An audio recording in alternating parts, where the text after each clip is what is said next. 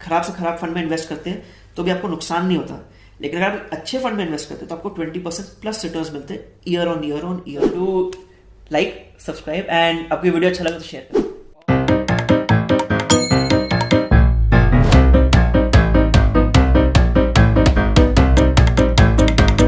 कैसे सर आप? First of all आपने हमें समय दिया इसके लिए बहुत बहुत शुक्रिया। Thank you. और मैं सबसे पहले चीज़ जानना चाहूँगा कि एक्चुअल में आपका प्रोफेशन क्या है, लाइक आप एडवाइज़र है या आप इन्वेस्टर है, तो थोड़ी हमें भी क्लैरिटी दे और हमारे व्यूअर्स को भी एक ब्रीफ इंट्रोडक्शन देता हूँ अपना।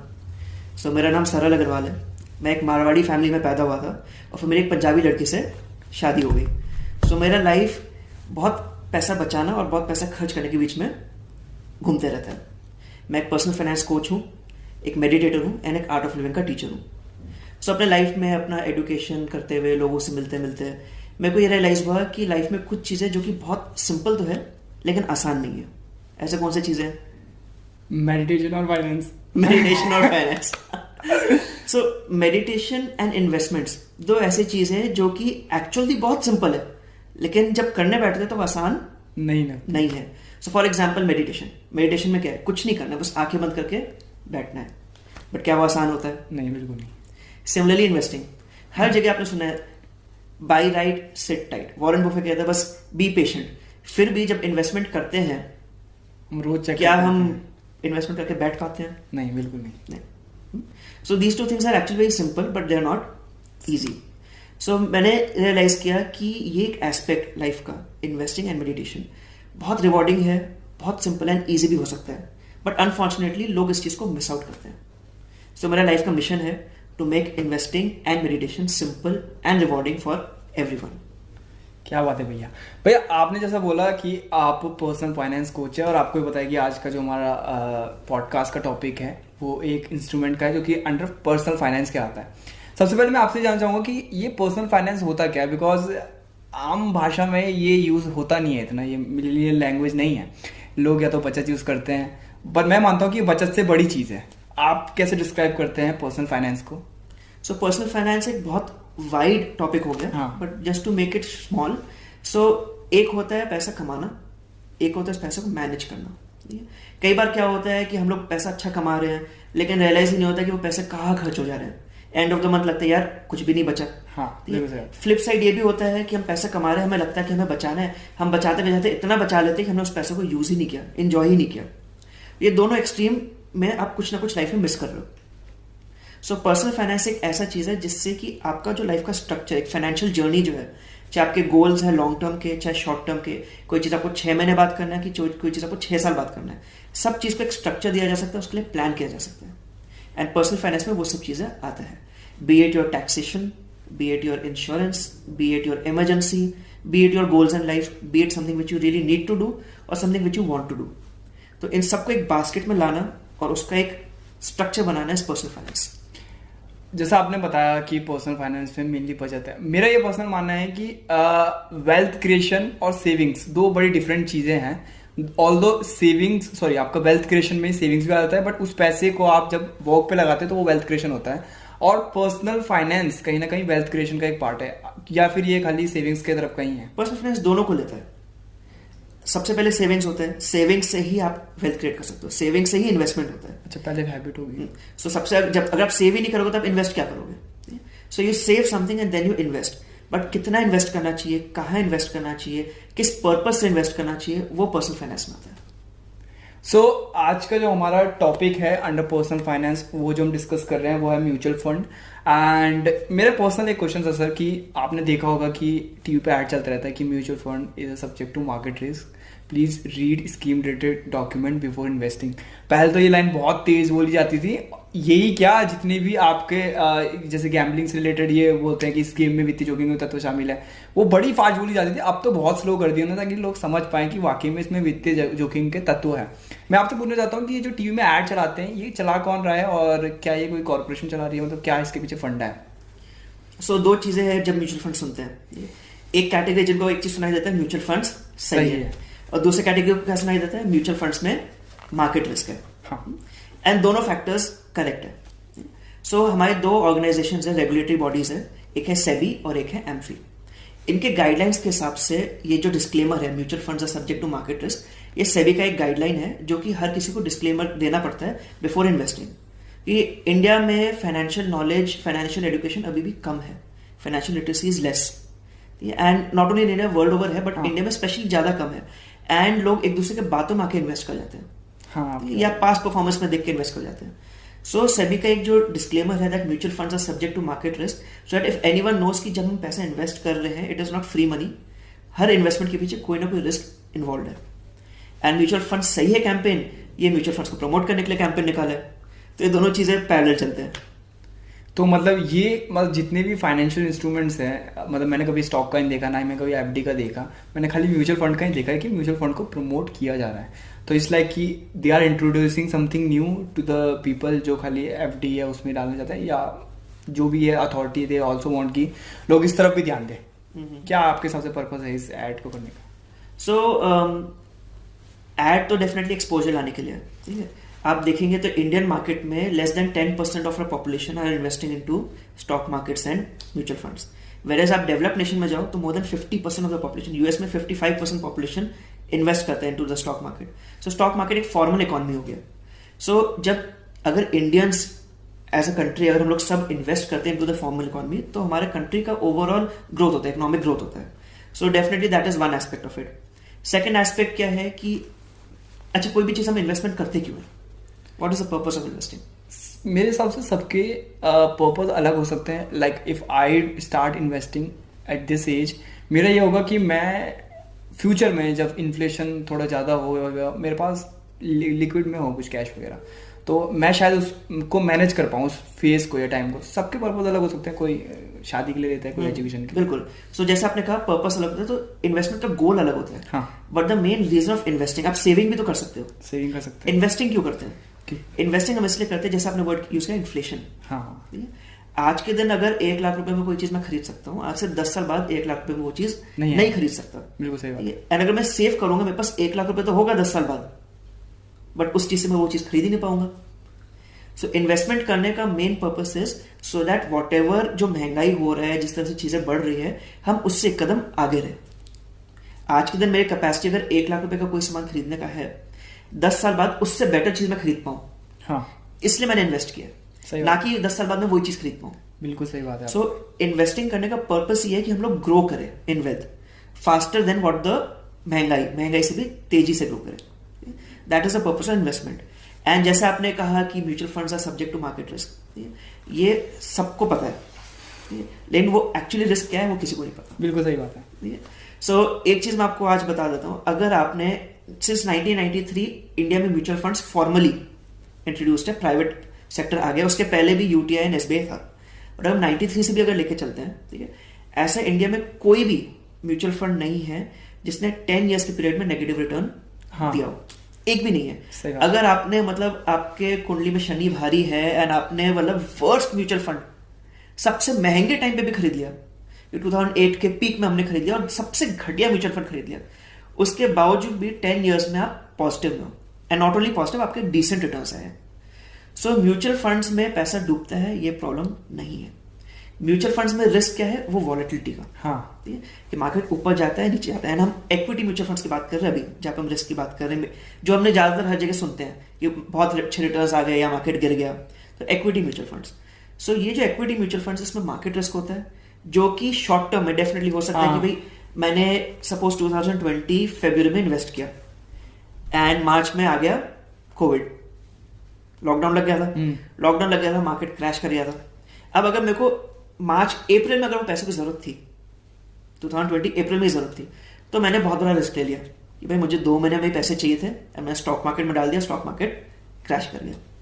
बट अगर मेरे को उसके जगह फरवरी 2021 में चाहिए था या फरवरी 2022 में चाहिए था, I would have had very good returns. So mutual funds are subject to market risk. Market risk को कैसे हैंडल करते हैं उसका एक स्किल है।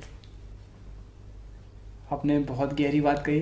अच्छा, हमने इतनी सारी बात कर दी है, मैं सबसे पहले आपसे ये जानना चाहूंगा कि एक्चुअल में म्यूचुअल फंड होते क्या है, जिसके बारे में हमने इतना बात कर लिया अभी तक।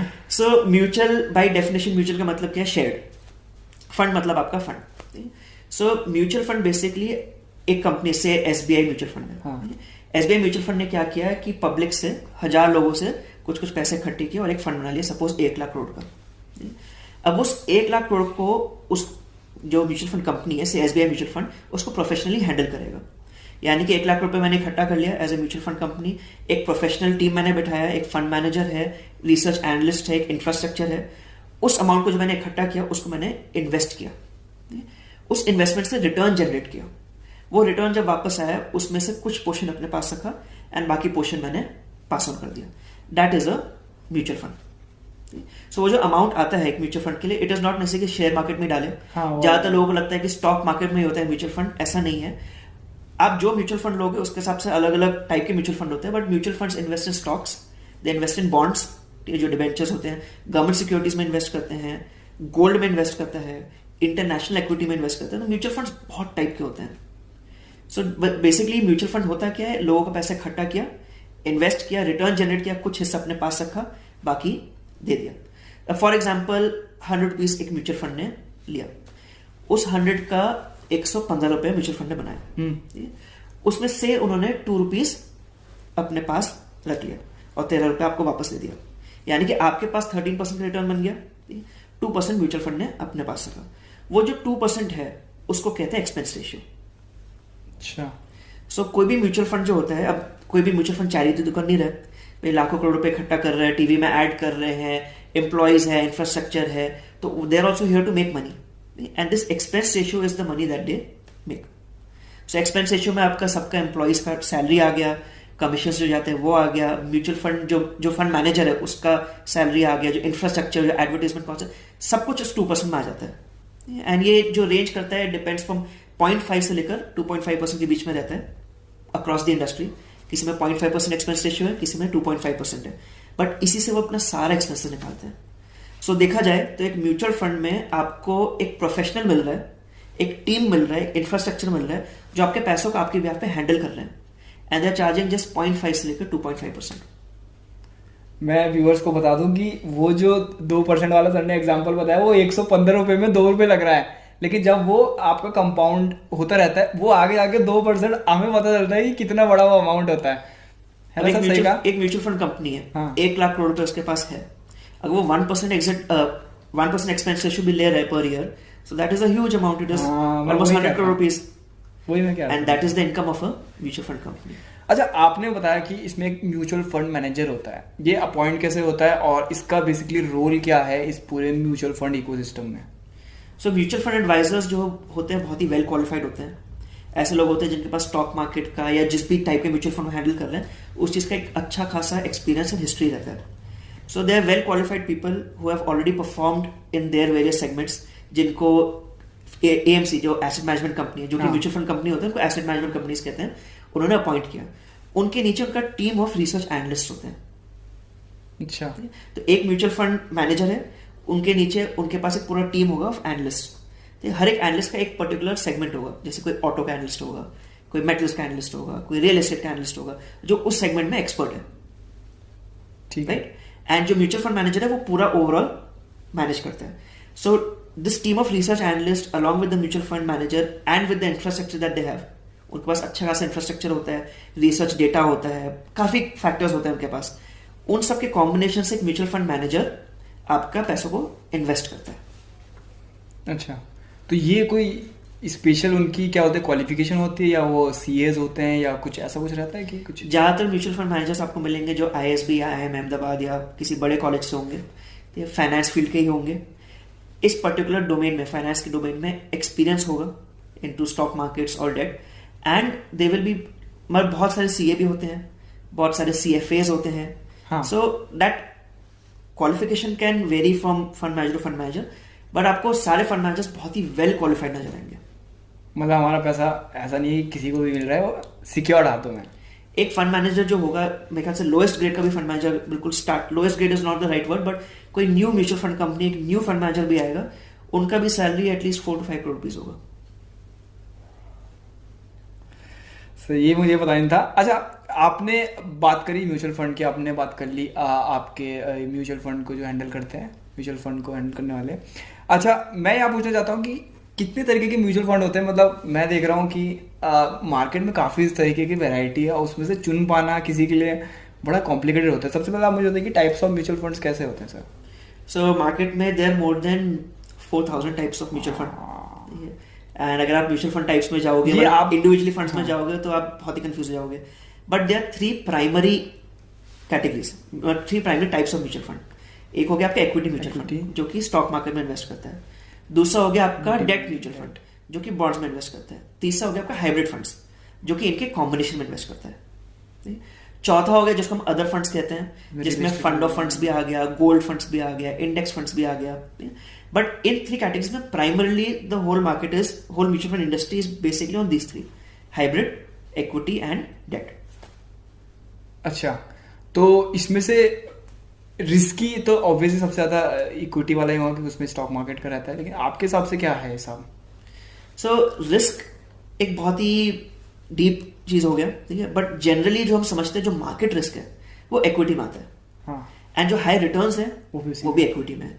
सो डेट फंड जो कि बॉन्ड्स में इन्वेस्ट करते हैं उनको generally low risk and low return count किया जाता है। रिस्क भी कम है और रिटर्न भी इक्विटी से कम आएगा, लेकिन it is safe fund and consistent return आता है। सो डेट फंड्स अपनी जगह बहुत अच्छे हैं। बट जो हम लोग मार्केट में ज्यादातर सुनते हैं, जो आम जनता में बात चल रहा है कि भाई 15% रिटर्न आ गया, 20% रिटर्न आ गया, या अरे मार्केट गिर गया, ये बात होती है इक्विटी म्यूचुअल फंड्स में। सो एन इक्विटी म्यूचुअल फंड, जैसे आपको मैंने स्टार्टिंग में बताया कि आप किसी भी फंड में, खराब से खराब फंड में इन्वेस्ट करते हैं तो भी आपको नुकसान नहीं होता, लेकिन अगर आप अच्छे फंड में इन्वेस्ट करते हैं तो आपको 20% प्लस रिटर्न मिलते हैं year on year. So mutual funds miss करना भी बहुत बड़ा रिस्क है। ऐसा हर जगह कहते हैं mutual funds are subject to market risk, but mutual funds को मिस करना इटसेल्फ एक बहुत बड़ा रिस्क है, क्योंकि आप म्यूचुअल फंड्स को मिस कर रहे हो तो आप कुछ डेफिनेटली बहुत बड़ा मिस कर रहे हो। अच्छा, जैसे हम स्टॉक्स में जब भी हम इन्वेस्ट करते हैं तो हमें बहुत सारे अकाउंट खुलाने पड़ते हैं। एक म्यूचुअल फंड को में इन्वेस्टमेंट के लिए हमें क्या क्या चीज़ों की रिक्वायरमेंट रहती है? सो जनरली कभी भी स्टॉक्स में अगर इन्वेस्ट करते हैं तो हमें एक डीमैट अकाउंट ओपन करना होता है जहाँ पे स्टोर करते हैं, एंड डीमैट अकाउंट में आपके शेयर्स स्टोर रहते हैं। म्यूचुअल फंड्स में वो कंपलसरी नहीं है। ओके। आप डीमैट के थ्रू भी कर सकते हो एंड आप विदाउट डीमैट भी कर सकते हो। म्यूचुअल फंड जब भी आप परचेस करते हैं, फोलियो क्रिएट होता है। Folio is like account number. ठीक है, तो आपके बस एक बार फोलियो क्रिएट हो गया तो उसमें आप अपना म्यूचुअल फंड में जब चाहे पैसे डाल सकते हो, जब चाहे निकाल सकते हो, कंटिन्यूसली डाल सकते हो, बीच में रोक सकते हो, पार्शियली निकाल सकते हो, पार्शियली ऐड कर सकते हो। It is like a bank account जिसमें आप फ्रीली अपने ट्रांजैक्शन कर सकते हो। So you don't need a demat account for mutual funds. अलग अलग फोलियोज ओपन होते हैं एंड ऐसा कोई मतलब there is no complication to it. अच्छा, एक बेसिक सवाल था कि हम म्यूचुअल फंड में कितने से स्टार्ट कर सकते हैं इन्वेस्टमेंट और किसको कितने से करना चाहिए? आपके लिए, आप अगर आप लेट्स सपोज मैं आपके पास आता हूँ तो ऑब्वियसली पहले आप मेरा प्लान समझने की कोशिश करेंगे, मेरा फ्यूचर प्लान है, लेकिन बेसिक कितने से स्टार्ट कर सकते हैं? What is the minimum amount? So जहाँ तक मिनिमम अमाउंट की बात है, सो ज़्यादातर म्यूचुअल फंड्स अगर हम मंथली मोड में बात करते हैं तो 1000 रुपीज़ डिमांड करते हैं, 1000 rupees at least minimum per month हो। But they are a lot of mutual funds जो 100 रुपीज़ में भी स्टार्ट कर रहे हैं। So you can invest 100 rupees per month का भी ऑप्शन आ गया है। हाँ। सिमिलरली अगर आप लमसम डाल लो कि चलो SIP नहीं कर रहे, मंथली नहीं कर रहे, हमने एक बार में डाला, तो मैक्सिमम म्यूचुअल फंड्स कहते हैं एटलीस्ट 5000 रुपीज़ डालो। But there are some mutual funds जिन्होंने 1000 रुपीज़ भी शुरू कर दिया है। सो विद टाइम ये फ्लेक्सिबिलिटी बढ़ते जा रहा है एंड आपको आगे चल के एक टाइम ऐसे भी मिलेगा कि you can put in any amount of money when ever you want. तो कोई मिनिमम क्राइटेरिया ऐसा कोई सेट नहीं है, हाईएस्ट क्राइटेरिया भी कोई सेट नहीं है। बट अगर आप खुद के लिए देख रहे हो आप कितना इन्वेस्ट कर रहे हो, तो उसके पीछे पूरा एक स्टडी रहता है कि आपका पर्पस क्या है, आपका करंट इनकम क्या है, कितना आपके पास डिस्पोजेबल इनकम है, क्या आपके गोल्स हैं, उसके हिसाब से इन्वेस्टमेंट डिसाइड होता है। तो ये हर किसी के लिए पर्सनलाइज्ड होता है and it is different for everyone. इसके लिए कोई थंब रूल नहीं है कि चलो मैं 1 लाख रुपए कमा रहा हूँ तो 25,000 रुपये मुझे इन्वेस्ट करना है, ऐसा कोई सेट सिस्टम नहीं है। It is very personal. आपने 2 टर्म टॉस के, एक SIP और एक लमसम। मैं चाहता हूँ एक बार आप वो भी डिस्क्राइब कर लें हमारे व्यूअर्स के लिए। सो SIP का फुल फॉर्म है सिस्टमैटिक इन्वेस्टमेंट प्लान। तो SIP सिंपली मीन्स कि सिस्टमैटिकली मैं कोई इन्वेस्टमेंट कर रहा हूँ। सो फॉर एग्जाम्पल कोई इन्वेस्टमेंट अगर मैं मंथली कर रहा हूँ या वीकली कर रहा हूँ या डेली कर रहा हूँ या क्वार्टरली कर रहा हूँ, एक सिस्टम से कर रहा हूँ, तो वो सिस्टमैटिक इन्वेस्टमेंट प्लान हो गया। इंडिया में जो SIP सबसे ज्यादा कॉमन है वो मंथली SIPs है कि हर महीने मैंने एक फिक्स्ड अमाउंट इन्वेस्ट किया। कहाँ इन्वेस्ट किया? म्यूचुअल फंड्स में इन्वेस्ट किया। सो फॉर एग्जाम्पल बहुत जगह आपने सुना भी होगा कि हम कहते हैं 15,000 रुपये पर मंथ इन्वेस्ट करो 15 साल के लिए वो 1 करोड़ पे बन जाता है। So this is simply a 15,000 rupees SIP। 15,000 रुपये आपने हर मंथ इन्वेस्ट किया 15 साल के लिए विदाउट अ ब्रेक, हर महीने इन्वेस्ट करते गए, 15% का एवरेज रिटर्न आ गया, 15 साल में आपका 1 करोड़ पे वो बन जाता है। So that is what an SIP is, systematic investment plan. Lump sum यानी कि आपने एक साथ डाला, उसमें आपने कोई सिस्टमैटिक प्लान सेट नहीं किया, आपके पास अमाउंट था, आपने एक बार में डाल दिया। सो जब आप SIP कर रहे हो, आपने सेट कर दिया आपके बैंक से एवरी मंथ इतना अमाउंट निकल रहा है, लमसम में आपने डिसाइड किया कि ओके अभी मुझे इतना पैसा डालना है और मैं इतना ही अमाउंट टोटल में डाल रहा हूँ। क्विकली आप बताइएगा SIP वर्सेस लमसम क्या बेस्ट है इन लॉन्गर ड्यूरेशन में रिटर्न्स के लिए? क्या लोगों को एक ही बार में अपना पैसा डालना चाहिए या सिस्टमैटिक इन्वेस्टमेंट है? सो आपसे मैं रिवर्स क्वेश्चन पूछता हूँ, अगर आपके पास आज के दिन 1 लाख रुपए है, हाँ, ठीक है, और आपको करना है RD FD, क्या करोगे आप? मैं शायद एक ही बारी में डालूं। FD करोगे शायद, आप, हाँ। बट अगर आपके पास आज 1 लाख रुपए नहीं है, आपके पास हर महीने कुछ पैसा आ रहा है, एवरी मंथ उस पैसे को आपको इन्वेस्ट करना है, तो आप क्या करोगे? FD करोगे, RD करोगे? तब तो RD करोगे, राइट। सिमिलरली म्यूचुअल फंड्स नहीं, अगर सेम अमाउंट, अगर मैं 1 लाख रुपए लमसम में डाल रहा हूँ और 1 लाख रुपए में आपका SIP में डाल रहा हूँ, तो मेरे हिसाब से कुछ तो डिफरेंस है दोनों में। अगर आप 1 लाख में पर मंथ डाल रहे हो, नो, ठीक है, वो तो एक बहुत ही डिफरेंट चीज हो गया, ठीक है। अगर आप 1,000 रुपीज पर मंथ डाल रहे हो, तभी आपको 1 लाख रुपए पूरा करने में 100 मंथ्स लगेंगे। सो ये एक सही कंपैरिजन नहीं है। If you have money to invest, always prefer lump sum. Lump sum में कैसे घुसते हैं, कैसे उसको डाइवर्सिफाई करते हैं, वो एक different subject all together. But अगर आपके पास एक कैश फ्लो जनरेट हो रहा है कि एवरी मंथ आप कुछ पैसा कमा रहे हो, you want to invest that money, then an SIP is suitable. SIP बहुत फेमस इसलिए हो गया है क्योंकि SIP एक ऐसा प्रोडक्ट है जिसमें आपका टोटल रिटर्न एवरेज आउट हो जाता है, शुरुआत में छोटा छोटा अमाउंट जाता है तो आपको पता भी नहीं चलता, एंड लंबे समय के साथ साथ आपको रिटर्न बनता ही है। सेम चीज लमसम में होगा, लेकिन लमसम में क्या होगा, शॉर्ट टर्म आपको पेन दिखाई देगा। आपने आज 1 लाख रुपए इन्वेस्ट किया, कल अगर सपोज 1 साल में मार्केट 5% डाउन आ गया, तो आपको पेन दिखाई देगा कि मेरा 5,000 रुपीज नीचे चला गया, जो कि SIP में नहीं दिखाई देगा क्योंकि आप हर महीने थोड़ा थोड़ा डाल रहे हो। But ultimately 10 years down the line अगर आपको 10% का भी एवरेज रिटर्न आता है, सो SIP के रिटर्न में और लमसम के रिटर्न में ज्यादा फर्क नहीं होगा, कि ultimately product is the same. या आप इसको ऐसा पकड़ सकते हो कि सपोज आपको गोल्ड में इन्वेस्ट करना है, आप चाहो तो एक ब्रिक खरीद कर ला सकते हो, या उसी पैसे का आप हर महीने सिक्का ला सकते हो। अल्टीमेटली पैसे तो एक ही जगह जा रहे हैं, गोल्ड का ग्रोथ होगा तो आपका अमाउंट का ग्रोथ होगा। So ultimately your money is going into the same place, it is just how you are doing it, किस चीज में आप ज्यादा कंफर्टेबल हो। सो बेटर या बैड का कोई कंपैरिजन नहीं है, अल्टीमेटली आपका सेम जगह जा रहा है। SIP न्यू एक फ्रेश पर्सन के लिए जो पहली बार इन्वेस्ट कर रहा है, उसके लिए SIP बहुत सिंपल टूल है टू अंडरस्टैंड कैसे हो रहा है। मैं अगर पर्सनली बताऊं तो मेरे हिसाब से SIP एक बढ़िया ऑप्शन है, क्योंकि कहीं ना कहीं वो एक डिसिप्लिन भी लाता है। बिल्कुल, क्योंकि लमसम में क्या है कि अभी मेरे को कहीं से पैसे मिल रहे हैं, चलो इसको डाल दो, लेकिन SIP में है कि हमारा ये मंथली डिसिप्लिन रहता है कि भाई हमें एक चंक ऑफ अमाउंट X जगह पे इन्वेस्ट करना ही है। एक सवाल था कि इन्वेस्टमेंट के साथ टैक्सेशन भी बहुत ज़्यादा जुड़ता है। मैं आपसे पूछना चाहता हूँ कि क्या म्यूचुअल फंड में इन्वेस्ट करने पे कुछ टैक्सेशन का बेनिफिट मिलता है, या कुछ ऐसे म्यूचुअल फंड मैंने सुना है जो टैक्सेशन के बेनिफिट के लिए ही होता है? सो टैक्सेशन भी बहुत वाइड टॉपिक हो गया, बट अगर हम बात करें फॉर सेक्शन 80C जिसमें टैक्स का रिबेट मिलता है 1.5 लाख रुपए तक का, तो उसमें एक म्यूचुअल फंड है जिसको कहते हैं ELSS, एक कैटेगरी है ELSS, equity linked saving scheme. तो अगर ELSS म्यूचुअल फंड में डालते हैं हमें 80C का रिबेट मिल जाता है। उसमें 3 years का लॉक इन रहता है, it's like a normal mutual fund, like a normal diversified mutual fund, but उसमें 3 years का लॉक इन रहता है, एंड उसमें आप इन्वेस्ट करोगे तो 80C का आपको रिबेट मिल जाएगा। उसके अलावा जो म्यूचुअल फंड का टैक्सेशन का बेनिफिट है, अगर आप एक इक्विटी म्यूचुअल फंड में इन्वेस्ट कर रहे हो तो आपका जो भी रिटर्न होता है, से मैंने 10 लाख रुपीज इन्वेस्ट किया, 5 years डाउन मेरा 20 लाख रुपीज हो गया, ठीक है, तो 10 लाख रुपीज मेरा कैपिटल हो गया। उसके अलावा 1 लाख रुपए का मुझे एग्जम्पशन मिलेगा। अच्छा, ठीक है, सो 10 लाख में कैपिटल हो गया, 1 लाख एग्जम्पन मिला, बाकी बचा 9 लाख रुपीज, उस पर टैक्स लगेगा, उसमें मुझे 10% टैक्स लगेगा। चाहे मैं 30% स्लैब में हूं, चाहे मैं 20% स्लैब में हूं, चाहे मैं 5% स्लैब में हूं, मेरे को उस पर 10% टैक्स लगेगा on the remaining amount. So if you compare it with a normal any other investment, कहीं पे आपका 10 लाख का 20 लाख बनेगा और आप 30% स्लैब में आ गए, यानी कि 10 लाख का आपका 3 लाख रुपए टैक्स बन गया। वेयर म्यूचुअल फंड के केस में आपका 10 लाख के इनकम में आपको टैक्स लगेगा 90,000 रुपए का। So the difference becomes huge. तो रिटर्न भी अच्छा है म्यूचुअल फंड का, एट द सेम टाइम आपका टैक्सेशन की वजह से रिटर्न और अच्छा हो जाता है। इसमें इन्वेस्टमेंट का कुछ वो है अमाउंट? नहीं, और इसमें रिटर्न्स भी ये एक नॉर्मल म्यूचुअल फंड ही है, it is like any normal mutual fund, diversified mutual fund. इसमें आपको 80C का रिबेट दिया हुआ है, तो इसमें सिर्फ एक ही डिफरेंस है कि 3 साल का लॉक इन दिया हुआ है, और इसमें भी रिटर्न्स है अच्छे खासे मार्केट के ऊपर। Similar returns, it is like a normal diversified mutual fund, 3 साल का लॉक इन है। तो जब म्यूचुअल फंड्स की बात करते हैं, हम बात ही करते हैं लॉन्ग टर्म के लिए, कभी हम 1 साल 2 साल 3 साल के लिए इक्विटी म्यूचुअल फंड की बात नहीं करते। So in this prospect it is a very good investment option. ELS में आप इन्वेस्ट करो not for 3 years, for a longer period of time, आपको 80C का रिबेट भी मिल जाता है।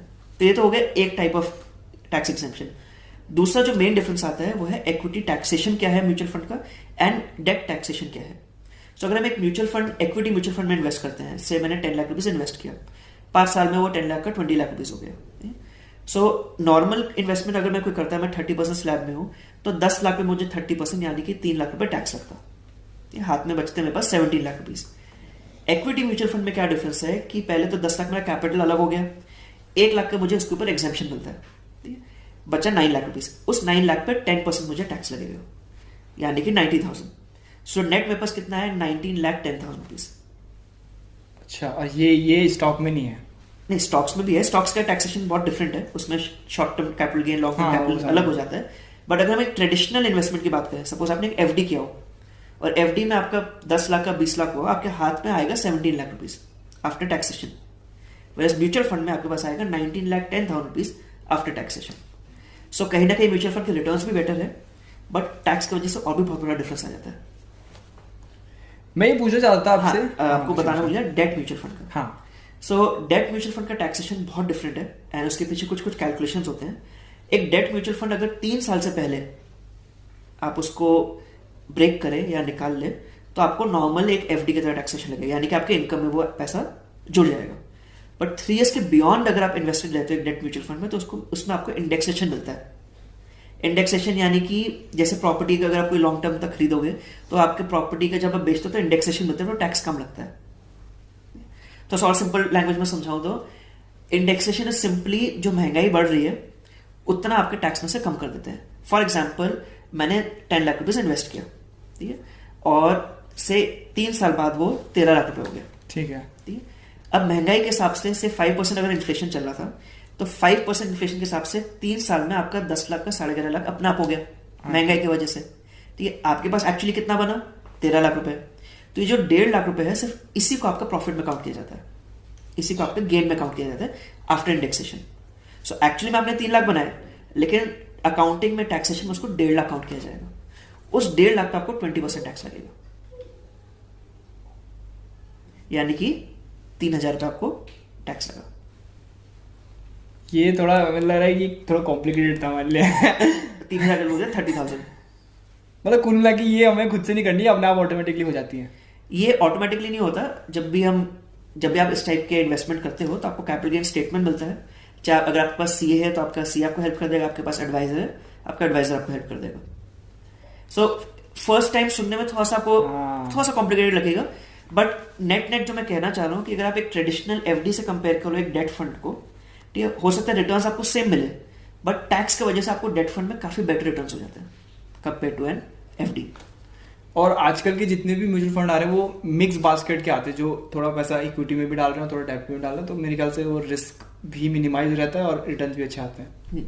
सो जैसे मैं आपको बताया, 3 प्राइमरी कैटेगरीज है, हाइब्रिड, डेट और इक्विटी।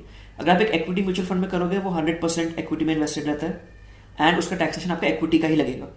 डेट म्यूचुअल फंड में इन्वेस्ट करोगे तो वो 100% बॉन्ड्स में है, उसका टैक्सेशन डेट का ही रहेगा। हाइब्रिड म्यूचुअल फंड्स दोनों टाइप के आते हैं, डेट ओरिएंटेड या इक्विटी ओरिएंटेड। उसमें होंगे दोनों चीजें, बॉन्ड्स भी होंगे और शेयर्स भी होंगे, बट उसका टैक्सेशन जो होता है वो पहले से ही डिटरमिन्ड होता है, या तो ये डेट कैटेगरी का टैक्सेशन होगा या इक्विटी कैटेगरी का टैक्सेशन होगा। अच्छा, ठीक है, तो उसके फाइन प्रिंट जो फाइनल चीजें वो अभी मैं आपको नहीं बताऊंगा, बहुत लंबा हो जाएगा। बट जब भी आप इन्वेस्ट करो ना हाइब्रिड फंड, आपको पहले से ही उसमें मेंशन होगा कि ये इक्विटी हाइब्रिड फंड है या फिर एक डेट ओरिएंटेड हाइब्रिड फंड है, एंड अकॉर्डिंगली आपका टैक्सेशन लगेगा। सो टैक्सेशन मिक्स से मैच नहीं होता, डेट का अलग है, इक्विटी का अलग है, एंड आप जिसमें इन्वेस्ट करोगे आपको अकॉर्डिंगली टैक्स लगेगा। अच्छा, कई सारे इंडस्ट्री वाइज भी होते हैं, जैसे मैंने थीमेटिक भी सुना है, ऐसा भी कुछ होते हैं, तो वो इंडस्ट्री वाइज म्यूचुअल फंड्स होते हैं या वो भी इन्हीं 3 कैटेगरी में आ जाते हैं? सो एक thematic mutual fund equity category में आता है। अच्छा मतलब उसी का पार्ट। तो इक्विटी कैटेगरी में भी आप उसको अगर ब्रेक डाउन करोगे तो बहुत सारे कैटेगरीज आते हैं, large cap, mid cap, small cap, multi cap, large and mid, value funds, thematic, focus funds, an number of type of funds है, बिजनेस साइकिल फंड्स आ रखे हैं, बहुत सारे टाइप है। तो thematic is one of them, but primarily आप देखो तो वो इक्विटी कैटेगरी में आ गया। अब एक एक कैटेगरी बात करेंगे तो आज का हमारा वीडियो वो बन जाएगी पूरी एक रामायण। हाँ। अच्छा, आपको नहीं लगता सर कि ये जो म्यूचुअल फंड है, जैसे स्टॉक मार्केट भी कॉम्प्लिकेटेड कंसिडर किया जाता है, तो म्यूचुअल फंड भी कहीं ना कहीं थोड़ा कॉम्प्लिकेटेड ही है? मतलब जैसे मैंने स्टार्टिंग में बताया, कुछ चीज़ें ना बहुत सिंपल होती है लेकिन ईजी नहीं होती।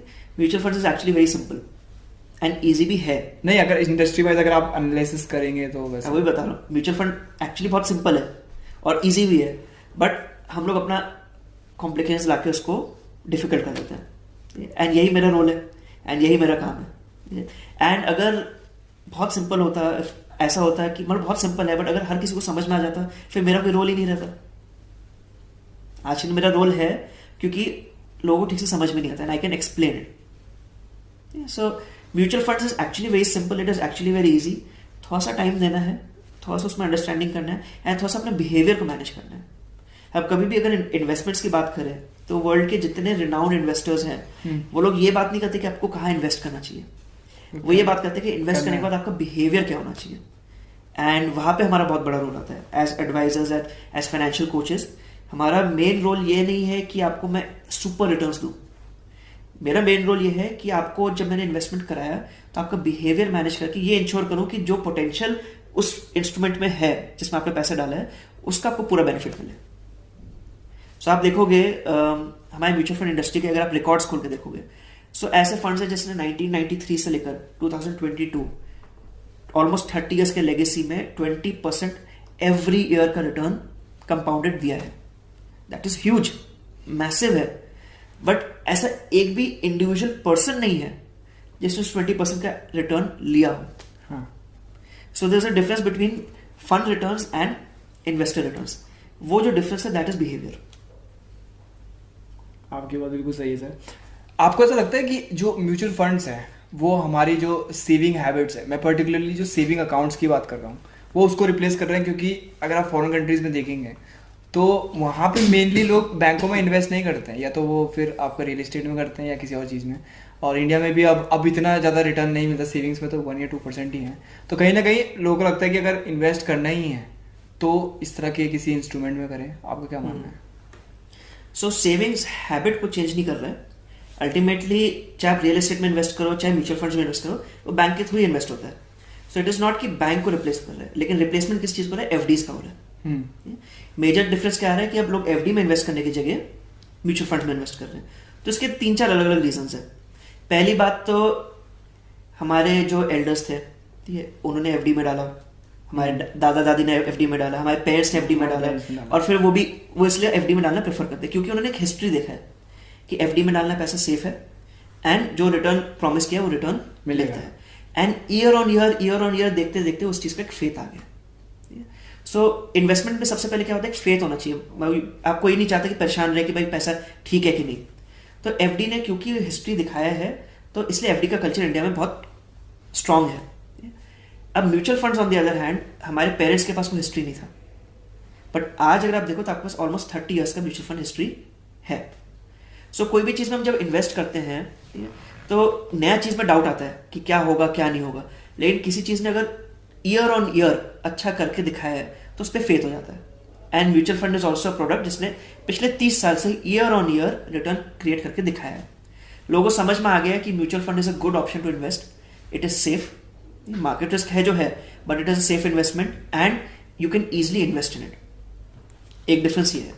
सेकेंड चीज क्या है कि कुछ साल पहले चीजें ऑनलाइन नहीं थे, ठीक है, सब चीजों का कॉम्प्लिकेशन था, पेपर वर्क था, किसी का एड्रेस चेंज हो जाता है, किसी का बैंक अकाउंट चेंज हो जाता है। आज के दिन वो सारे कॉम्प्लिकेंसीज खत्म हो गए। बहुत ही सिंपल, आप घर बैठे बैठे म्यूचुअल फंड में इन्वेस्ट कर सकते हो, जो कि कुछ समय पहले नहीं था। सो सेकंड डिफरेंस ये है। थर्ड जो डिफरेंस आया है, जो पिछले कुछ सालों में मेजरली डिफरेंस आया है, कि इंडिया जैसे जैसे ग्रो कर रहा है, इंडिया का इन्फ्लेशन कंट्रोल में आ रहा है। इन्फ्लेशन कंट्रोल में आ रहा है, इंटरेस्ट रेट्स कम हो रहे हैं, यानी कि आपके एफडी रेट जो एक जमाने पे 10, 12, 13% होता था, आज के दिन 5-5.5%। तो लोग एक ऑल्टरनेटिव ढूंढ रहे हैं कि कहाँ इन्वेस्ट करें। एंड ऑल्टरनेटिव में not everyone can get into crypto currency, not everyone can get into real estate, हर किसी को स्टॉक मार्केट का नॉलेज नहीं है। बट म्यूचुअल फंड्स एक ऐसा प्रॉक्सी, एक ऐसा चीज है जिसमें आप इजिली एंटर भी कर सकते हो, समझना भी आसान है, एंड थोड़ा सा गाइडेंस के साथ उसमें अच्छा रिटर्न भी बना सकते हो। So mutual funds as a product, as an instrument, FD को I would not say replace कर रहा है। एफडी का अपना रोल है एंड वो भी इंपॉर्टेंट है, ऐसे नहीं कि एफडी नहीं करना चाहिए, लेकिन वो बट वेल्थ क्रिएशन के लिए FD is not the right tool. FD is a savings tool. हाँ, वेल्थ क्रिएशन के लिए mutual fund is the right tool. And ये नॉलेज, ये अवेयरनेस लोगों को आ रहा है, नॉलेज आ रहा है, अवेयरनेस आ रहा है, तो इंडस्ट्री ग्रो कर रहा है। आप देखिए आज भी इंडिया में less than 10% are investing into mutual funds and stock markets. Total में इंडिया में आज के दिन लगभग 13.5 करोड़ फोलियोज है, जिसमें से 3 करोड़ आपके कॉर्पोरेट्स है। तो 10 करोड़ लोग ही इन्वेस्ट कर रहे हैं म्यूचुअल फंड्स में, which is not even 10% of the India population का 10% भी नहीं है। बट ये फिगर आज से कुछ साल पहले 3-4% था। मतलब अवेयरनेस आ रही है, अवेयरनेस आ रहा है, ये फैक्टर डबल हो गया है, आगे चल के और बढ़ेगा। सिमिलरली म्यूचुअल फंड इंडस्ट्री की आप बात करो, 2012 में म्यूचुअल फंड इंडस्ट्री वो 7.5 ट्रिलियन रुपीज, यानी 7.5 लाख करोड़ का इंडस्ट्री था। आज के दिन वो 35 लाख करोड़ का इंडस्ट्री है। 10 साल में 5 गुना हो गया। सो रिटेल पार्टिसिपेशन हो रहा है, आम जनता म्यूचुअल फंड्स में इन्वेस्ट कर रहा है। और मेरे को लगता है कि कोविड के बाद से और ज्यादा बूस्ट आया है, क्योंकि काफी सारे फाइनेंस के जो इन्फ्लुएंसर्स हैं उन्होंने भी काफी ज्यादा अवेयरनेस बढ़ाई है। सर, मैं क्विकली आपसे जानना चाहूंगा कि लेट्स सपोज कोई बिल्कुल ही नया आदमी है जो इन्वेस्ट करना चाहता है म्यूचुअल फंड में, क्विकली आप बताइए स्टेप बाय स्टेप वो कैसे इन्वेस्ट करें। क्या वो डायरेक्टली जाके कहीं पे भी डाल दे पैसा, या उसको क्या क्या करना चाहिए बिल्कुल स्क्रैच से, बिल्कुल जीरो से? आप मुझे बताइए। लेट्स सपोज मैं विचार ही कर रहा हूँ, तो आप कैसे बताएंगे क्या होना चाहिए? सो आपको 2 एग्जाम्पल देता हूँ, ठीक है। सपोज आपको एक मोबाइल फोन खरीदना है ऑनलाइन। हाँ जी। ठीक है, तो आप क्या करते हो? आप 2-3 वेबसाइट्स पे जाते हो, प्राइस चेक कर लेते हो, उसके फीचर्स पढ़ते हो, रिव्यूज पढ़ते हो, फिर किसी ब्लॉग में चले गए, उनका डिफरेंस पढ़ लिया कि कौन सा फोन अच्छा है, कौन सा फोन अच्छा नहीं है, और वो खरीद लिया। क्या यही चीज आप दवाइयों के लिए करते हो? नहीं। क्यों? क्योंकि वो तो डॉक्टर ने लिख दी पर्ची में पत्थर भी लगी। डॉक्टर्स, आपको पता है तबीयत खराब हो जाए तो कौन सी दवाई ले सकते हैं। हाँ, वो कुछ हो रहा है, फिर भी लेते हो क्या? कई का ले लेते हैं कभी। बट अगर आपको लगता है कि कुछ सीरियस है, तब तो आप वो रिस्क नहीं लोगे। आप एक प्रोफेशनल के पास जाओगे जो आपको गाइड करेगा कि ये चाहे आपको पता था आपको वही लेना है, फिर भी आप उसके गाइडेंस में करोगे। सिमिलरली म्यूचुअल फंड्स है, आपको ट्रायल एरर के लिए आपको कोई छोटा मोटा अमाउंट इन्वेस्ट करना है, आप गूगल पे जाओ, थोड़ा सा सर्च करो, थोड़ा सा पढ़ो, इन्वेस्ट करो। But if you serious about your investment, if you serious about your money, ठीक है, तो then you should have a professional with you जो आपको स्टेप बाय स्टेप गाइड करे। ये होता क्या है ना, जैसे आपको मैंने थोड़ा पहले बताया, it's about behaviour, it is not about high returns. आप 10 अच्छे डिसीजन लेके एक गलत डिसीजन से अपना सब कुछ खो सकते हो। यहां पे एक एडवाइजर आपको गाइड करेगा कि वो एक गलत डिसीजन ना हो। सो जैसे आपने कहा क्या चीज ध्यान रखना चाहिए, तो मैं कई लोगों से मिलता हूं, तो उनका टेक्निक क्या होता है इन्वेस्ट करने का। गूगल पे गए, top 5 performing mutual funds of last 1 year, 5 top mutual funds है कि बस पिछले 1 साल में 5 म्यूचुअल फंड्स सबसे अच्छे। ये आप वैसे बता रहे हो जैसे वो जो पैकेज बना के रखते हैं, आप ये सेक्टर वाइज मैं सिंपल बता रहा हूं कि ठीक है। कई बार क्या होता है मेरे साथ, मैं पूछता हूं भाई आपने म्यूचुअल फंड कैसे सेलेक्ट किया।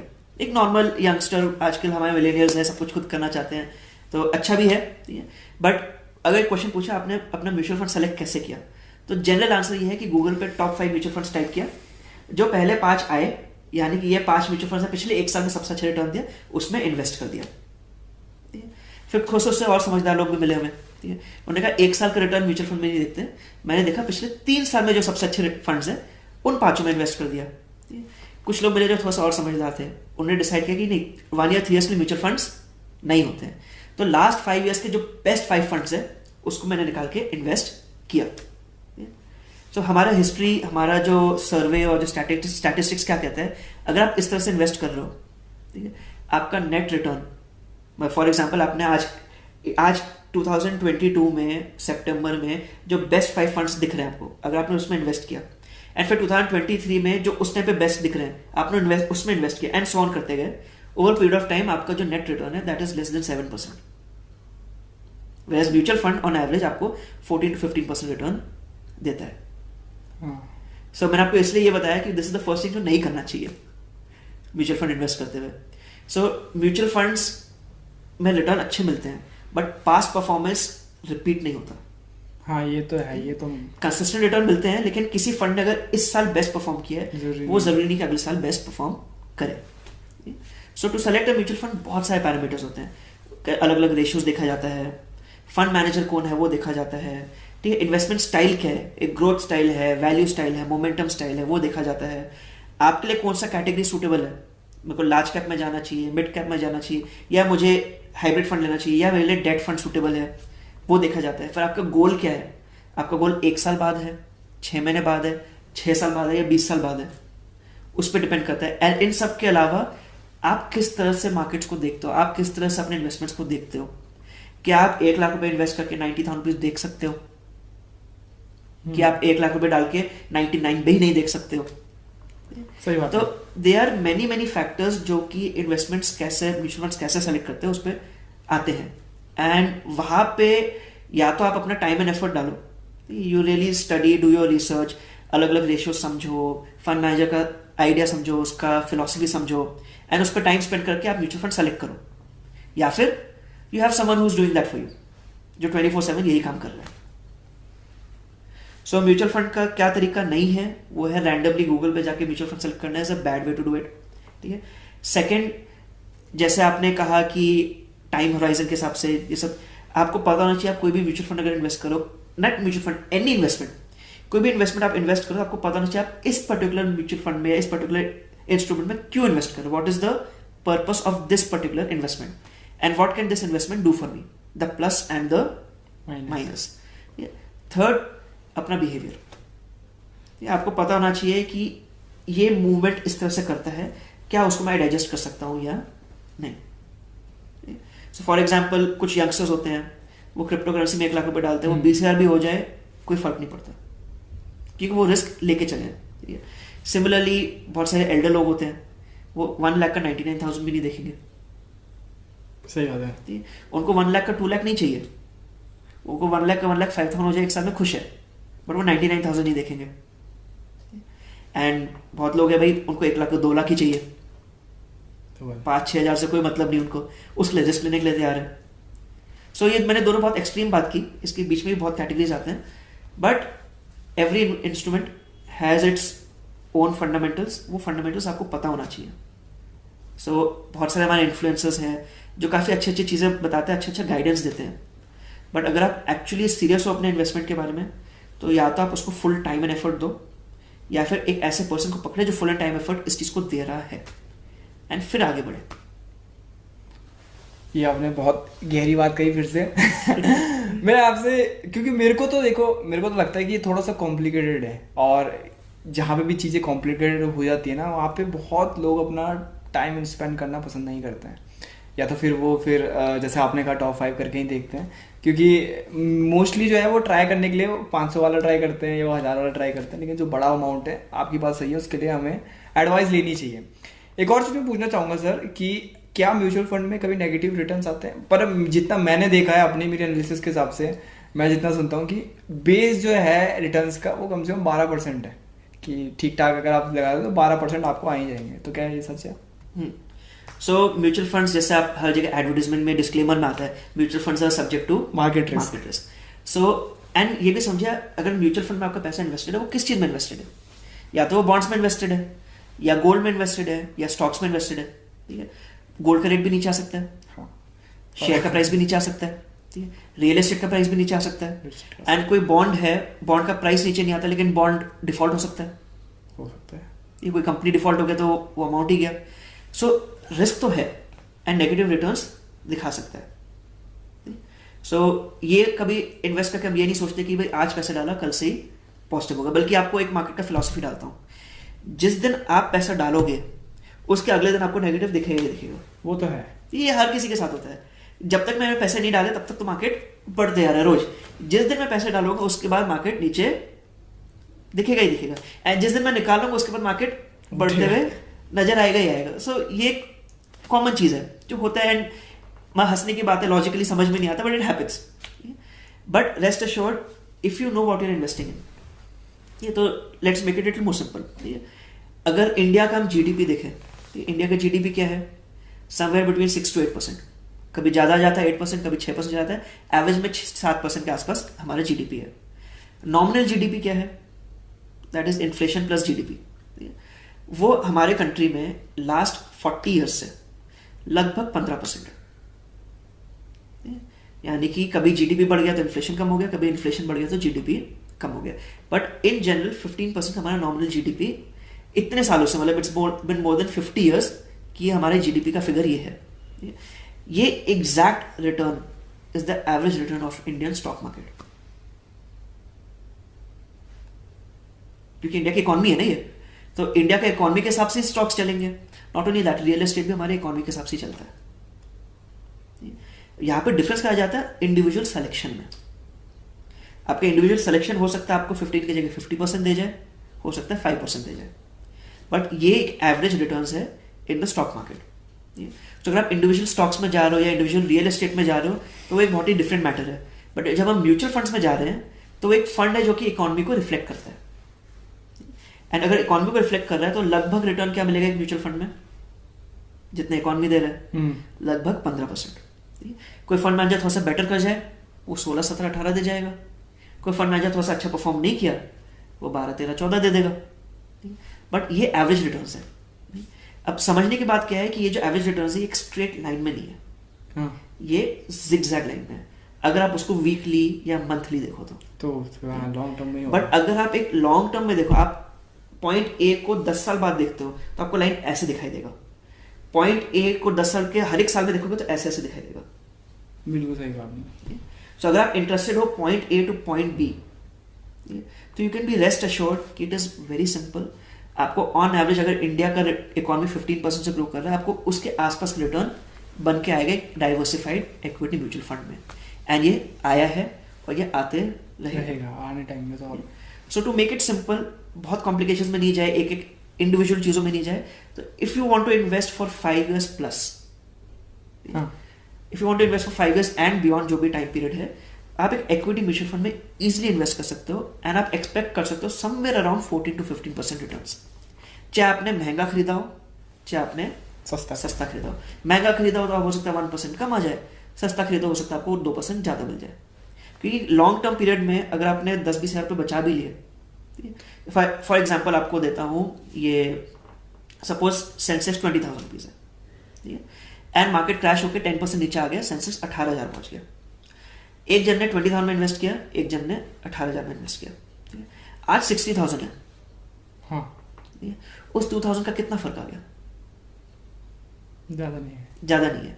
आज के कंपैरिजन में देखो, अगर 10-15 साल होल्ड किया हो तो वो 2,000 रुपीज बहुत ज्यादा मायने नहीं रखता है। शॉर्ट टर्म में रखता है कि भाई 2,000 रुपीज का हमने एक्स्ट्रा बेनिफिट उठा लिया, बट लॉन्ग टर्म में does not make much of a difference.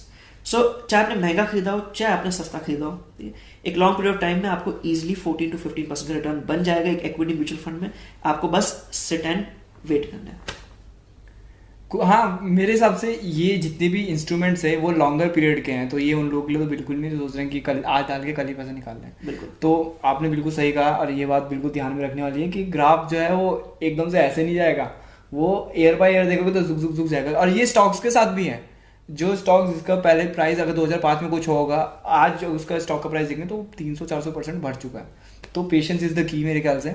एक मैं सवाल पूछना चाहूँगा कि हम इंडियन होके क्या हम फॉरेन स्टॉक्स में या फॉरेन के जो म्यूचुअल फंड्स में उसमें इन्वेस्ट कर सकते हैं, और जो एनआरआईज होते हैं क्या वो हमारे उसमें कर सकते हैं? ऐसा है कुछ? सो एनआरआईज इंडिया में इन्वेस्ट कर सकते हैं, there is no problem about that. बस थोड़ा सा टैक्सेशन डिफरेंट हो जाता है, थोड़ा सा कंप्लायंस डिफरेंट हो जाता है, but an NRI can invest in Indian mutual funds without any problem. और हम भी कर सकते हैं? हम बाहर के म्यूचुअल फंड्स में इन्वेस्ट नहीं कर सकते, बट कुछ कंपनीज है, जैसे फॉर एग्जांपल निपॉन है, Nippon mutual fund is a Japanese company. उन्होंने क्या किया है कि हमारे बिहाफ में, because it's a Japanese company, उन्होंने इंडिया में एक फंड खोला है जो कि बाहर के फंड में पैसा लगाता है। सो उसको हम कहते हैं फंड ऑफ फंड्स। सो एक फंड दूसरे फंड में पैसा लगाता है, तो हम लोग डायरेक्टली किसी और म्यूचुअल फंड में पैसा नहीं लगा सकते। हम पैसा दे रहे हैं, वो अलग लगा रहे हैं। हाँ, बट हम एक इंडियन म्यूचुअल फंड में लगा सकते हैं जो कि बाहर के फंड्स में पैसा लगा रहे हैं। तो ये फैसिलिटी है। और ये रिस्की है थोड़ा, ये कंपनी अगर बैंकरप्ट हो गई है वो कंपनी भाग के चलेगी। नहीं, तो इसमें भी देखिए आपका पैसा जो है, मार्केट रिस्क अलग है, मार्केट रिस्क तो है, डिफॉल्ट रिस्क नहीं है, because mutual funds are trust and trust का पैसा कभी हमारे देश से बाहर नहीं जा सकता। अच्छा, तो अगर किसी और फंड में इन्वेस्ट करें तो वो फंड में इन्वेस्ट कर रहे हैं, वो किसी इंडिविजुअल को नहीं दे रहे, किसी इंडिविजुअल कंपनी में नहीं लगा रहे। जैसे स्टॉक्स में होता है, स्टॉक्स में अगर हम बाहर के उसमें करें तो हमें, जैसे हमें नेटफ्लिक्स का स्टॉक का जो खरीदना है तो हम उसका खरीद सकते हैं जो उसमें इन्वेस्ट कर रहे हैं, तो हम उस कंपनी को पैसा देंगे, वो कंपनी हमारे बिहाफ में पैसा लगा रही है। हाँ, तो दो चीज़ समझने की है। अगर हम म्यूचुअल फंड्स की बात कर रहे हैं, ठीक है, तो आप डायरेक्टली किसी फॉरेन कंपनी के म्यूचुअल फंड में इन्वेस्ट नहीं कर सकते। हाँ। यहाँ का म्यूचुअल फंड आपके बिहाफ में इन्वेस्ट करेगा। तो एक म्यूचुअल फंड अगर यहाँ पे आपके लिए इन्वेस्ट कर रहा है तो उनके सेट रेगुलेशंस है, अच्छा। गाइडलाइंस और एक सिस्टम से इन्वेस्ट करते हैं। बट अगर आप किसी बाहर के स्टॉक में इन्वेस्ट कर रहे हो, जैसा हमारे अलग अलग एप्स आ रखे हैं and they allow you to buy stocks of foreign companies.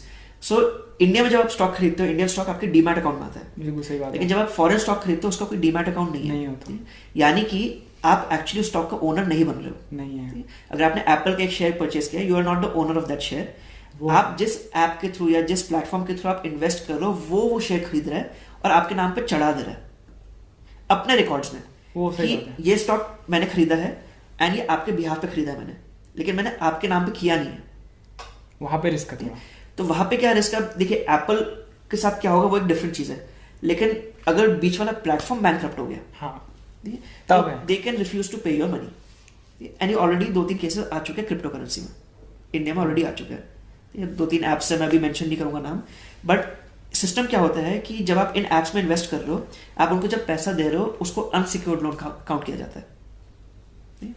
And an unsecured loan is the last money which any company has to pay when they go bankrupt.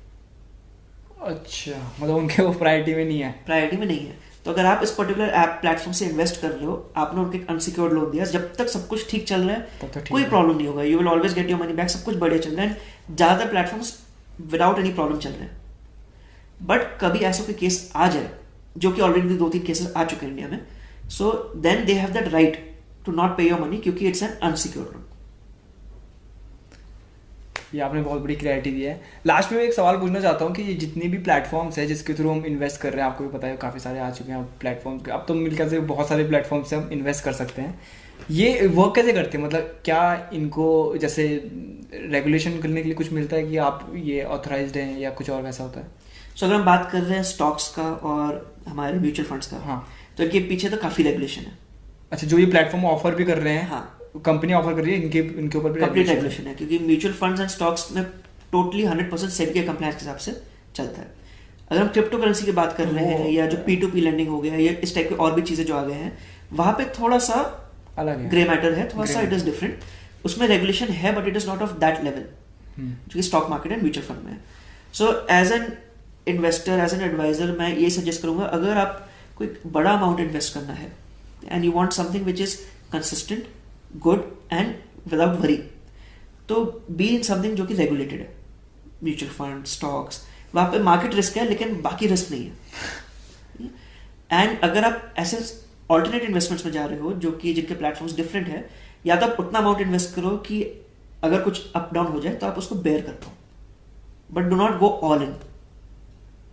ऐसे मैं लोगों से मिला हूं जो क्रिप्टो करेंसी में बहुत एक्टिवली बुलिश थे एंड वो प्लेटफॉर्म चला गया तो the whole amount is gone. 1 lakh रुपए इन्वेस्ट किया, 1 लाख का 15 लाख रुपए हो गया, लेकिन वो 15 लाख भी जीरो हो गया क्योंकि प्लेटफॉर्म चला गया। सो इस टाइप से चीजों से बचने के लिए जस्ट मतलब ऐसा नहीं कि इन्वेस्ट नहीं करना चाहिए, बट कितना इन्वेस्ट कर रहे हो, कितना रिस्क ले रहे हो, आपको पता होना चाहिए कि इतना रिस्क मैं बेयर कर सकता हूँ। मैं बिल्कुल क्विकली एक सवाल आपसे पूछूंगा और स्ट्रेट फॉरवर्ड आप जवाब देना कि मैं 25 का हूँ और मैं सोच रहा हूँ कि मुझे 35 में मेरे पास 1 करोड़ का पैसा होना चाहिए, मेरे को कैसे इन्वेस्टमेंट करना चाहिए? आप बिल्कुल से क्विकली दैट पैड बताओ। देखिए एग्जैक्ट कैलकुलेशन तो मेरे दिमाग में नहीं है, बट मतलब कितना इन्वेस्टमेंट करना चाहिए मुझे? बट मेरे हिसाब से the best way to invest, ठीक है, एक सेफ इन्वेस्टमेंट, एक नॉर्मल इन्वेस्टमेंट की बात कर रहा हूँ मैं, जैकपॉट की बात नहीं कर रहा हूँ, एक general investment. Best way for a young person to start investing is SIP। हाँ, SIP में प्रेफर करता हूं। रीजन एक तो छोटे छोटे डालना पड़ता है, इस एज में हमारे पास बहुत वेल्थ होता नहीं, हम वेल्थ क्रिएट कर रहे होते हैं, तो SIP। सेकेंड चीज, वो SIP should be an increasing SIP। ये नहीं कि मैं 10,000 रुपये पर मंथ डाला तो 10 साल तक 10,000 ही चल रहा है, नहीं, हर साल मेरा इनकम बढ़ रहा है, ठीक है। आज मेरा सैलरी अगर 1 लाख रुपए है, अगले साल 1,20,000 होगा, तो अगर 20,000 मेरा सैलरी बढ़ गया 20%, तो मेरा इन्वेस्टमेंट भी 20% बढ़ना चाहिए एटलीस्ट, ठीक है। इस तरह से अगर आप करते हो, and if you start with I am not very sure about the figure, but if you start with around 15,000 rupees और मे बी 14,000 रुपीज, एंड हर साल आप 10% इंक्रीज करोगे, विद इन 10 years आप 1 करोड़ पे पहुंच जाओगे। और 1 करोड़ में से काट कूट के मतलब मेरे हाथ में कितना आएगा आपके हिसाब से? देखिए, तो ये तो 30% स्लैब में होना चाहिए। आप जिस भी स्लैब में हो, म्यूचुअल फंड का टैक्सेशन डिफरेंट है। अप टू 2018 ये 100% फ्री था, टैक्सेशन टैक्स फ्री था म्यूचुअल फंड। हाँ, 100%। 2018 के बजट में कुछ चीज़ें चेंज हुई, 2032 तक के बजट में क्या चीज़ें चेंज हो you don't know, but rest assured आपका जो इनकम होगा एज ऑफ टुडे अगर आप काउंट करो तो जो आपका ग्रोथ होगा उस पर 10% टैक्स लगेगा। मतलब फिर भी 95-96 तक तो आ ही जाएंगे अगर एक भी नहीं है। 4-5 हज़ार में क्या ही जा रहा है। हाँ, नहीं लाख में, सॉरी। मैंने फिगर 15,000 रुपीज़ का बहुत रैंडमली बताया, मैंने कैलकुलेट किया नहीं अभी, बट द पॉइंट इज कि एवरी ईयर उसको अगर ग्रो करोगे, हाँ जी, तो सब्सटैंशियली कंपाउंड होता है and the difference becomes huge. और इसमें आपके हिसाब से कौन से प्रिफर्ड वो सही रहेगा इंस्ट्रूमेंट? लाइक आपका डेप्थ सही रहेगा या फिर मिक्स जो बैक वाले होते हैं वैसे सही रहेंगे? देखिए, क्या मिक्स होना चाहिए, क्या बास्केट होना चाहिए, there is no recipe for it. ठीक है, वो तो आपसे इंडिविजुअली जब बात करेंगे समझ में आएगा कि ओके 10 साल का प्लान तो कर रहे हो, लेकिन हो सकता है 6 साल बाद आप शादी प्लान कर रहे हो सकता है 2 साल बाद आप एक नया गाड़ी प्लान कर रहे हो सकता है 15 साल बाद कोई और प्लान हो। So there is a combination of many things. But इन सबको अगर साइड रखते हैं, ठीक है, एंड अगर सिर्फ क्वेश्चन ये है कि मेरे को 10 years तक इन्वेस्टेड रहना है एंड मैं थोड़ा सा रिस्क लेने के लिए तैयार हूँ, मार्केट में जो भी हो रहा है मेरे को एक डिसेंट रिटर्न चाहिए, सो 10 years की पीरियड में you should invest into equity, not into debt. Debt गलत नहीं है, बट अगर हम अपने एज की बात करें, जैसे आपकी एज है, मेरा एज है, एंड हमारा target is not wealth preservation, it is wealth accumulation, मैं वेल्थ क्रिएट करना है, तो वेल्थ क्रिएट एक्विटीज होता है, डेट से वेल्थ प्रिजर्व होता है। सो जब आप एक अक्यूमुलेशन फेज में हो, आपके पास टाइम है, तो go for equity. Equity mutual funds में बहुत सारे कैटेगरी हो गए। अगर एक सिंपल वनीला म्यूचुअल फंड लेना है आपको कि भाई ज्यादा सोचना नहीं हो, एक ही लेना है, तो go for a multi cap और a flexi cap mutual fund to start with. मेरे को बिकॉज मैं और मेरा partner we are from the science background, तो हमें ये चीज़ें थोड़ी कॉम्प्लिकेटेड लगती हैं। मैं आपको बताऊं, मैंने सेंट जोसेफ से पढ़ाई की है देहरादून में, मेरे पास PCMC था। अच्छा, उसके बाद मैं हंसराज कॉलेज गया, दिल्ली यूनिवर्सिटी। PCM तो ठीक है, लास्ट का सी क्या है? कंप्यूटर। अच्छा, physics, computers, maths, computers. Then I went to Hansraj college, Delhi university. वहाँ पे मैंने BSc मैथ्स किया। अच्छा, उसके बाद आपने? हाँ, उसके बाद मैं सेंट जेवियर्स कोलकाता गया, जहाँ पे मैंने फाइनेंस पढ़ना शुरू किया। तो आपने पढ़ा तो है। सो इट इज नॉट कि आप साइंस स्टूडेंट हो या कॉमर्स स्टूडेंट हो, ठीक है। Investing is not about numbers, it is not about economics, it is about behaviour. बिल्कुल सही बात है आपकी। अल्टीमेटली सब चीजें आपको थोड़ा सा पढ़ के आपको समझ में आ जाएगा इन्वेस्टमेंट क्या है, टाइम देना पड़ेगा। लेकिन बिहेवियर का हैंडल करना is the real skill, and यहाँ पे सबसे ज्यादा चीजें मिस हो जाता है। कि लॉजिकली आप सोचोगे कि भाई इसको मैं ऐसा करूंगा, ऐसा होना चाहिए, इतना टाइम ऐसा हो जाएगा, I will be able to do it, logically आपका बिल्कुल राइट डिसीजन लोगे आप, बट देन जब वो चीज़ें एक्चुअली ऑन ग्राउंड आता है, चीज़ें ऊपर नीचे होने लगती है, तब हमारा बिहेवियर बीच में आ जाता है, कभी बायसेस आ जाते हैं, कभी फियर आ जाता है, कभी ग्रीड आ जाता है, and that changes the whole story. Warren Buffett कहते हैं ना कि I always knew I was going to be rich, उसको पता था वो रिच होगा, बट फर्क इतना है कि वो रिच होने की जल्दी में नहीं था, he was not in a Hari, and देखो आज वो कहाँ पे है। वो आपकी बात बिल्कुल सही है। सो वो यही कहते हैं कि एनीवन कैन बी रिच, अगर आप रिच होने के जल्दी में हो, सारा गड़बड़ वहां पे होता है, तब गलती कर देंगे। मेरा पर्सनल मतलब मेरा फाइनेंस में इंटरेस्ट इसलिए, मेरा ये मानना है कि अगर आप लाइफ में आगे जाके एक अच्छी लाइफ जीना चाहते हैं, तो कहीं ना कहीं आपको इन्वेस्टमेंट आना चाहिए। और इन्वेस्टमेंट एक ऐसी चीज़ है जो जनरेशन तभी पास होती है, या तो फिर आपकी फैमिली में उसका कुछ बैकग्राउंड हो, और जैसे हमारे यहाँ हमारे जैसे आपने बोला कि FD का ही कल्चर है, और अगर स्टॉक्स वगैरह में जाएँ तो वो बोलते हैं कि नहीं यहाँ तो पैसा डूब जाएगा, या फिर जुए की तरह कंसिडर किया जाता है। तो मेरे हिसाब से फाइनेंशियल जो लर्निंग्स है वो रूट लेवल से ही होनी चाहिए, ताकि आने वाले समय पे हम खुद के भी फैसले सही ले पाएँ फाइनेंशियली। और क्योंकि वेल्थ क्रिएशन इज़, मैं ये भी नहीं मानूंगा कि ये बड़ा मेन स्ट्रीम का पार्ट है, लोग अभी भी सेविंग्स की तरफ जाते हैं, लेकिन सेविंग्स और वेल्थ क्रिएशन में बहुत बड़ा अंतर है। तो सर, रैप अप करने से पहले मैं चाहूँगा कि आप थोड़ा सा बताएं, आप मतलब कि म्यूचुअल फंड के बारे में बताएं लास्ट में कि क्या सही है कि नहीं है, वाकई में लोग को इन्वेस्ट करना चाहिए, आपका अनुभव क्या है? आप तो हमसे ज़्यादा इस बारे में जानते होंगे, आप फाइनेंस बता दिया सही है कि नहीं है यही ऐड चला देंगे, सही है कि नहीं है देखी जाएगी अब। सो म्यूचुअल फंड सही है, ये बात तो सही है। हाँ, किसके लिए सही है ये वो है जो क्वेश्चन है। हाँ, जो रिस्क नहीं लेना चाहते हैं। और नहीं, ऐसा नहीं है। म्यूचुअल फंड्स देखिए कॉर्पोरेट्स में भी यूज होता है, ठीक है, सीनियर सिटीजन भी यूज करते हैं, यंगस्टर्स भी यूज करते हैं। सो mutual funds is a very big basket and वो सबके लिए सही हो सकता है, प्रोवाइडेड आप उसको सही तरीके से यूज करो। कोई भी चीज, नॉट ओनली इन्वेस्टमेंट्स, कोई भी टूल, आपके पास गिटार आ जाए, आप उसको अच्छे से बजाओगे, म्यूजिक निकलेगा, आप उसको ऐसे ऐसे करोगे जबरदस्ती तो लोग भागेंगे। So any instrument, any tool can be very useful for you if you use it in the right way. तो आप कोई भी इन्वेस्टमेंट कर रहे हो, अगर आप एक इक्विटी म्यूचुअल फंड में इन्वेस्ट कर रहे हो तो उसका फंडामेंटल समझिए कि वो है क्या, उसके पीछे अंडरलाइन क्या है। वो स्टॉक मार्केट में इन्वेस्ट कर रहा है, ठीक है, किस तरीके से इन्वेस्ट कर रहा है, उसके पीछे क्या सेफ्टी गाइडेंस है, क्या कंडीशंस में इन्वेस्ट करता है, क्या उसका हिस्ट्री है। कॉम्प्लिकेटेड नहीं है, it is all available, very easily available.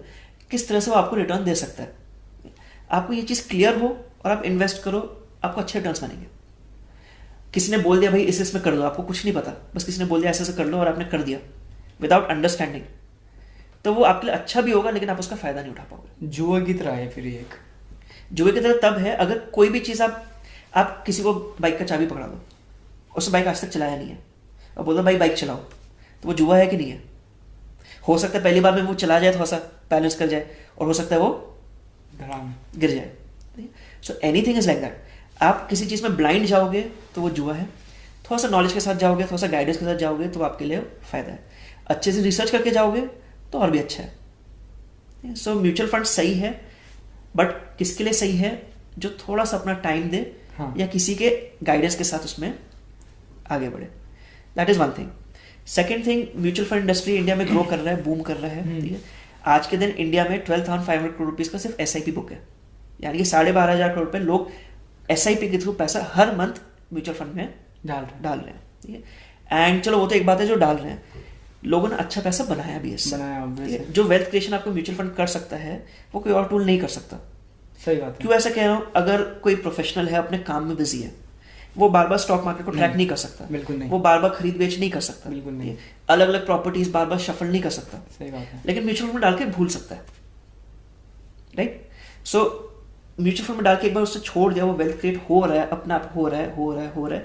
It creates a huge wealth. Compounding is the seventh wonder of the world, ऐसा सुना है आपने? ऐसा है।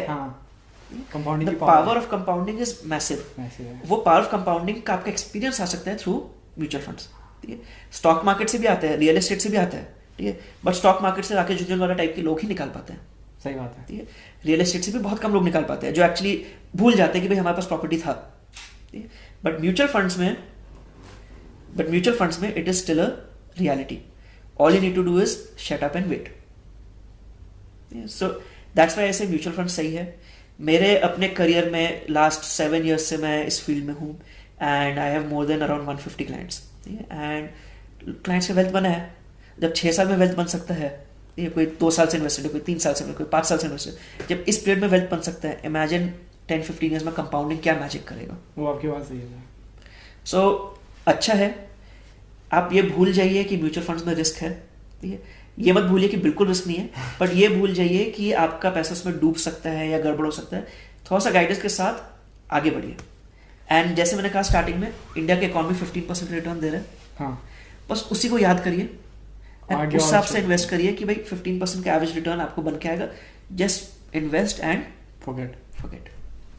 हमारा भी काला बैग मिल जाएगा सर को, पैसों से भरा हुआ लगाते रहना आप सर। लास्ट में वो तो आपने बताना भूल ही गया कि वो please read scheme related document before investing.